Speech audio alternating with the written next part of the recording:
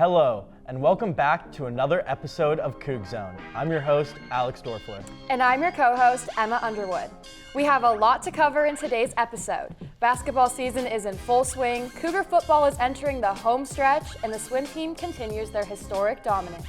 Plus, we have an in-depth look at cross-country Western regionals, and to wrap things up, a Cougar outlook of sports to come. All that and so much more, right here, only on Coug Zone.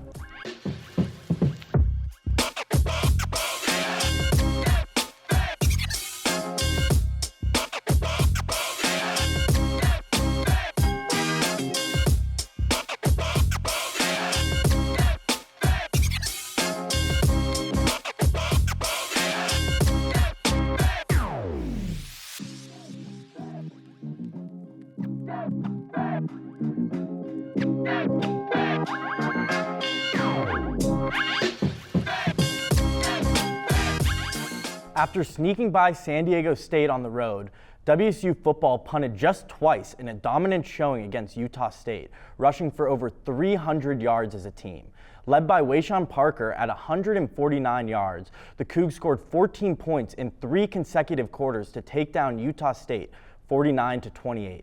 The win propelled their record to 8-1 and moved them up to number 18 in the college football playoff poll, just 6 spots shy of making the miraculous bid to the playoffs.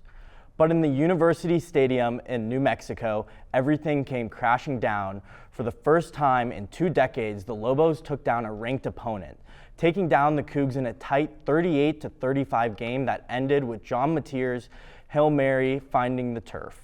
WSU commanded the first half, taking a 28-14 lead into the half after John Mateer had his best deep ball of the entire season working wonders. He found Carlos Hernandez for the 28 yards in the first quarter, then rushed in a 5-yard score for the team's first 2 scores. Then in the second half, he found Kyle Williams twice to bring the scoring total to 28. Out of the half, the offense looked lost. Drives immediately stalled, and the Cougs kept punting. Only a single 37-yard touchdown to Kyle Williams became the lone positive for the Cougs for the second loss of the year. Kyle Williams finished with 181 yards and 3 touchdowns for the second consecutive week. Mateer threw for 375 yards and had 5 total touchdowns, but the defense failed to contain New Mexico's Devin Dampier when it mattered most. The loss puts a dagger into the playoff hopes for the Cougs, but with 8 wins already and 2 more games to play, a double-digit win season with a bid to one of the marquee non-playoff bowls is far from out of the question. Cougar volleyball has been on quite a run over the past 2 weeks. The team is on a 4-game winning streak, currently placing them 4th in the West Coast Conference. A pair of 3-0 losses at the hands of LMU and Pepperdine appears to have woken the Cougs up. First, they crushed the University of Pacific at home, winning 3-0. WSU won the first set 26-24 and won the second set 27-25, showcasing their ability to perform in the clutch and win close sets. They cruised to a 25-9 win in set 3 to seal the win. Sage Brewstad's 14 kills led the way. The Cougars stayed home to play St. Mary's, who they defeated in 4 sets. Once again, it took clutch performance from the Cougs to get the job done. WSU dropped the first set 26-24, but notched a 27-25 win in set 2, and then flipped the script for a 26-24 win in the final set. Lucy Bleskova led the team with 16 kills. Next up was Gonzaga, which proved to be an easier win for Wazoo. The Bulldogs fell to an abysmal record of 1-23 with their loss, as the Cougars went into Spokane and swept them easily. Katie Ryan hit a career-high 7:22 mark and led the team with 13 kills. Ryan was again the star when the Cougars traveled to Portland. Wazoo swept their 3rd match in 2 weeks, defeating the Pilots and improving to a record of 11-4 in the WCC play. Ryan's 10 kills led the way. With 3 games remaining before the postseason, Ryan is 106 kills away from the all-time top 10 at Wazoo. Whether or not she cracks the top 10 will depend on how deep a run the Cougs can make it in the postseason. On November 2nd, Cougars cross-country raced in the 2024 West Coast Conference Championship, with both men's and women's team finishing 3rd in the team standings. In the men's 8K race, freshman Evans Karui became the first Cougar to win the conference championship since NCAA world champion Bernard Lagat won the Pac-10 championship as a freshman in 1997. Karui is also the 9th Coug to win the individual conference title in WSU men's cross-country history. Karui crossed the finish line with a time of 22 minutes and 52 seconds, finishing a whopping 20 seconds ahead of the next runner. Along with winning the title, Karui was named the WCC Freshman of the Year and made the All-WCC first team with teammate Leif Swanson and Brian Bershea was named the second team. In the women's 6K race, freshman Zena Cheptu placed in 3rd place with a time of 20 minutes and 6 seconds. Cheptu was also able to claim the title of WCC Freshman of the Year and All-WCC first-time honors. Freshman Caroline Jeb Courier and sophomore Stone Boggs made the All-WCC second team. After some impressive finishes at the WCC Championship, WSU Cross Country took their talents to Colfax for the NCAA Western Regionals. Our very own cross-country correspondent was there for the high-speed action.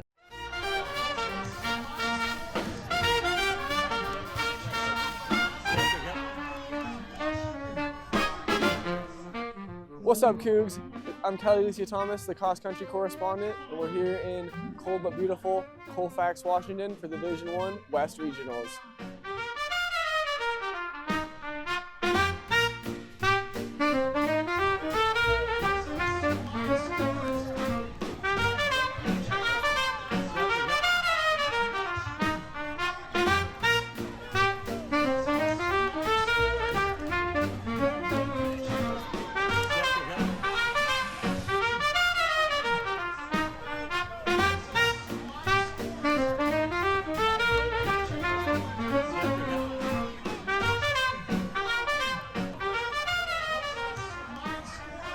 That's Stanford and Oregon.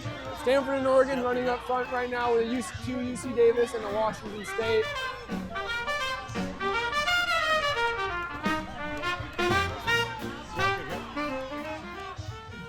With 10 minutes left in the women's race, we have Stanford leading with 54 points, Oregon with 62.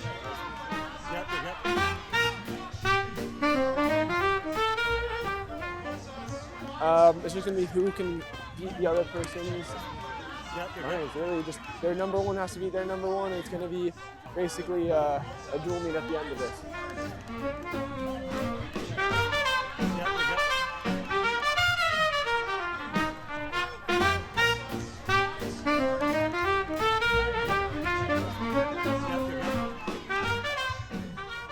Washington State finishing in 7th in the women's 6K, losing 2 positions in the last kilometer. Good job today. How was it? Was it cold? It was really cold, but we were running really fast, so we were smoking. We were heating up the course today. Heating up the course today in the women's 6K. They were tearing it up. I'm gonna steal Brandon's camera. The white unis look nice though. Thank you. Oh, somebody left their gloves in here. No. Right now we're getting ready for the men's 10K. The gun goes off at 12 o'clock.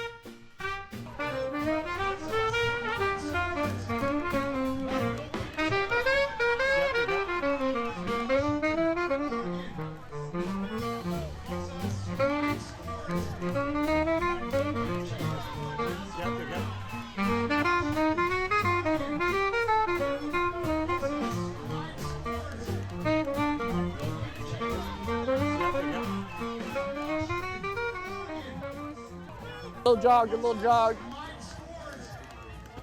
Karui is leading the charge by a good 15 seconds, gapping the field at the moment.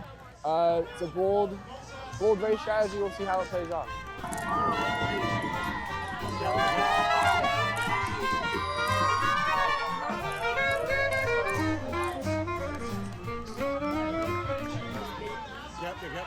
That's a wrap here at the Division I West Regional meet. Reporting from Colfax, I'm Kelly Thomas. Thank you, Kelly. The WSU soccer team had a busy few weeks to close out their season. The Cougs made the trip to Santa Clara to take on the Broncos on October 23rd. Cougar senior Reese Tappan scored the game's first goal in the 3rd minute. The Cougs couldn't hold on to their lead for long as Santa Clara fired in a score of their own later in the first half. The Cougs buckled down and denied the Broncos another goal. However, WSU found themselves in a scoring drought as well, and the game ended in a tie. The Cougs had a much-needed breather before heading back to the Golden State on November 2nd to face San Francisco. The Cougs continued the trend of early game fireworks as freshman Kendall Campbell scored in the 1st minute. For the rest of the game, WSU used their excellent defense and goalkeeping to keep the Dons off the scoreboard. Coming back home, the Cougars faced off with the Oregon State Beavers on November 6th. WSU got off to a slow start, but senior Juliana Duckett pushed the pace and found the net in the 36th minute to give WSU an early lead. The Cougs once again leaned on a sturdy defense to maintain the lead and finished their second-to-last home game with a 1-0 win. WSU stayed home for their final regular season game on November 9th against the University of Pacific. WSU celebrating senior night would not be denied a victory in front of Cougar Nation. 4 different Cougs scored in a 5-0 whooping of the Tigers. Sophomore Mega Santa Cruz led the Cougs with 2 goals and an assist. The Cougs finished their first season in the West Coast Conference with a respectable 8-5-6 record. However, with a whopping 10 seniors leaving, the future of WSU soccer is blurry. Men's basketball kicked off the season by hosting Portland State on November 4th, winning a close 100-92 contest. WSU kept a strikingly short rotation against the Vikings, with only 7 Cougs tallying over 5 minutes played. Senior Cedric Coward led the charge with 23 points and 12 rebounds on excellent efficiency. Isaiah Watts wasn't far behind with 20 points of his own. The biggest key to the Coug victory was winning the rebound battle 39-28. Hyper efficiency from the point range also didn't hurt. WSU played the second game of their 3-game homestand against Bradley on November 8th. WSU won convincingly by a score of 91-74. The first half was a close contest, with the Cougs managing just a 3-point lead after 20 minutes. However, the Cougs would pick up the pace after exiting the tunnel. WSU outscored the Braves by 14 in the second half. The Cougs made 7 of their 10 threes in the later half, also improving their free throw shooting on more attempts. David Riley again kept a tight rotation. Only 7 Cougs logged over 10 minutes of playtime. To Riley's credit, a whopping 6 Cougs finished with double-digit points. The guard combo of Cedric Coward and Nate Calmes led the pack with 18 points and 3 steals each. WSU closed out their homestand on November 11th with a 90-67 victory over the Idaho Vandals. WSU continued the theme of lighting it up in the second half. The Cougs outscored U of I 52-36 in the final 20 minutes after only leading by 7 leaving the first half. David Riley and the Cougs are building a strong identity as a balanced team, as 5 players finished with double-digit points. WSU made the trek to Illinois for the John Deere Quad City Hoop Showdown on November 15th. The Cougs met their match with an undefeated Iowa, losing 76-66 after a late-game collapse. Nate Calmes carried the Cougs offense on his back, scoring a season-high 27 points while adding 3 steals. WSU had a tough day from behind the arc, making just 5 of their 28 shots from three-point land. Despite leading the game with 3 minutes left, Iowa rattled off 8 unanswered points and killed the Cougars' undefeated aspirations. Women's basketball kicked off their season with an overtime thriller victory against Eastern Washington on November 4th. The Cougs were sluggish in the first half, finding themselves in a 12-point hole after the first 20 minutes. However, WSU came out of the tunnel with a vengeance, outscoring the Eagles by 11 points in the 3rd frame. The Cougs traded blows in the fourth quarter until freshman guard Charlotte Abraham drained a clutch 3-pointer to put WSU up 2 points with just 4 seconds left. Eastern, not ready to concede, beat the buzzer off the inbound and set the game to overtime. Overtime was a slugfest. Neither team was able to pull away with the lead. Junior guard Astera Tuina made another clutch tray to give the Cougs a lead with only seconds remaining. This time, however, Eastern couldn't respond, and the Cougs escaped with a nail-biting 83-82 victory. Senior Tara Wallach led the Cougs in scoring with 21 points in a grueling 44 minutes. Eleanor Villa added 19 points to put WSU on top. The Cougs had a moment to catch their breath before taking on their ranked rival Stanford in the vaulted Maples Pavilion on November 7th. The Cougs stayed close in the first half, keeping the deficit at a manageable 11 points against the Cardinals. However, Stanford came out of the break on fire and punched Wazoo in the mouth. Stanford tallied 52 second-half points to WSU's 34, leading to a final score of 94-65 in Stanford's favor. The Cardinals kept a balanced attack with 4 players tallying double-digit points while keeping their minutes low. Eleanor Villa and Tara Wallach were the lone bright spots for the Cougs, scoring 19 and 13 points respectively. The Cougs bounced back from the tough loss in Stanford, coming back home and defeating the Idaho Vandals 71-60. The Cougs fashioned an all-around balanced attack. Tara Wallach, Eleanor Villa, Astera Tuina, and Alex Colville all finished with double-digit points. The Cougs outscored or tied the Vandals in every quarter, giving Wazoo a much-needed statement win. WSU was back on the road to take on Texas Tech on Saturday, November 16th. The Cougs lost a close one, 56-52, due to a defensive breakdown in the fourth quarter. Despite only allowing 24 in the first half and a dreadful 7 in the third quarter, the Red Raiders lit up the Cougs for 25 points in the final period with a hyper-efficient offensive attack. Eleanor Villa led the Cougs with 13 points, and sophomore Jenna Villa poured in 11 of her own. With their win over Seattle University on November 8th, WSU extended their winning streak to 5 in a row, the longest streak since the 2010-2011 season.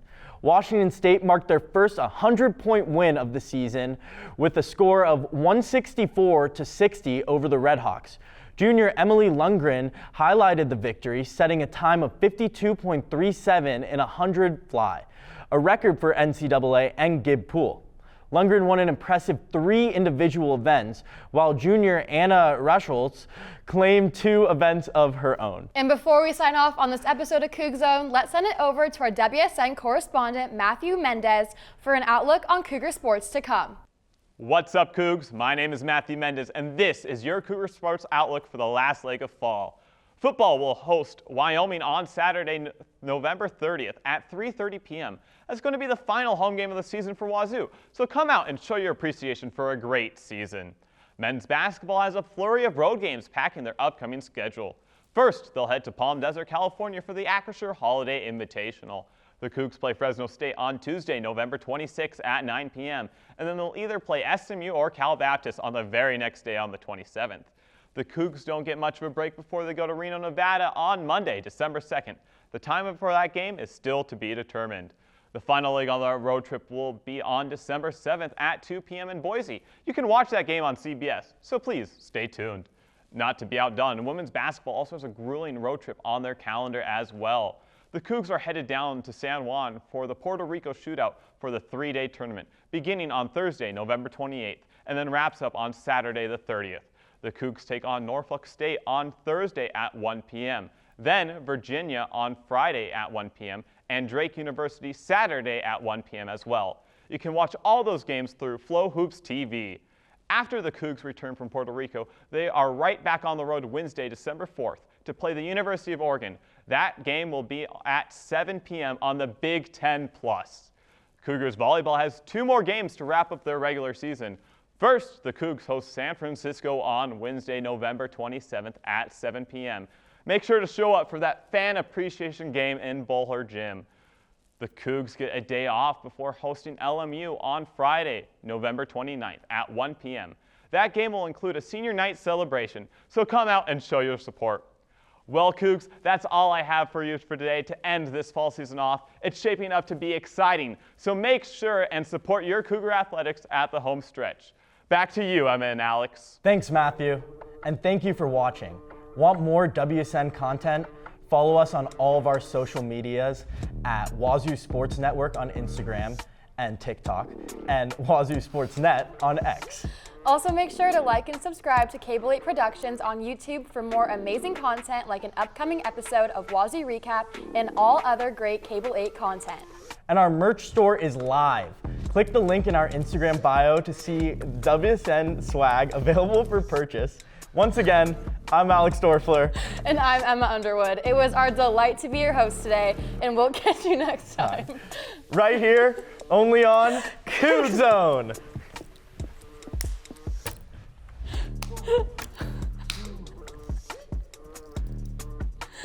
I love it. I love it too. I'm cool with people laughing at me.